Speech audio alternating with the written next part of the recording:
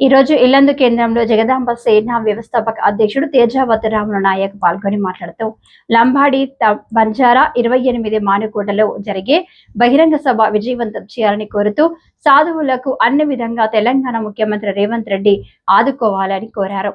లంబాడి బంజారా మధ్య చిచ్చు పెడుతున్న రాజకీయ నాయకులకు తరిమి కొట్టాలని తెలియజేస్తూ ఈ రోజు లంబాడి బంజారా ఆడబిడ్డలు జన్మనిచ్చిన పిల్లల్ని అమ్ముకునే స్థితిలో ఉన్నారంటే బంజారా లంబాడీలు ఎక్కడ అభివృద్ధి చెందారు?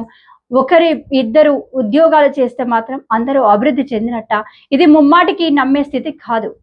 చర్చకు రండి, ఎవరు అభివృద్ధి చెందారో చర్చలు తెలుసుకుందాం.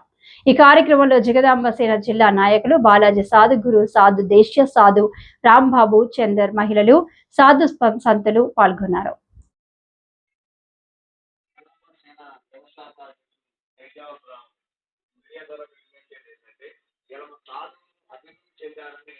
చాలా మంది కుట్ర చేస్తున్నారు.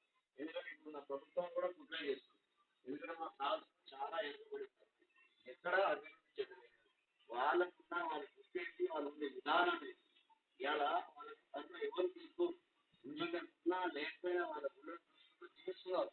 ఎందుకంటే ప్రభుత్వం మేము దీప నైవేద్యం అందరికీ ఇస్తామని అంటారు. ఇది మాత్రం చాలా తప్పు. ఎందుకంటే సర్వే చేసి తెలంగాణ రాష్ట్రంలో అన్ని దేవాలయాల్లో సాధులకు ఎన్నోబడిన కులాలను సర్వే చేసి దీప నైవేద్యం అనే విధంగా చూడాల్సిన బాధ్యత తెలంగాణ ప్రభుత్వం రాష్ట్ర ముఖ్యమంత్రి రేవంత్ రెడ్డి. ఎందుకంటే రేపు 28వ తారీఖు ఆదివారం నాడు లంబాడిలో బహిరంగ సభ జరుగుతుంది. లక్షలాది మంది పంజాబ్ కంపల్సరీ రావాల్సి వస్తుంది. ఎందుకంటే ఎక్కడ రాజకీయం చేసుకుంటూ మా కులాల మీద చిచ్చులు పెట్టి లంబడులు తీసేయాల బాగా అభివృద్ధి చెందారని అంటున్నారు.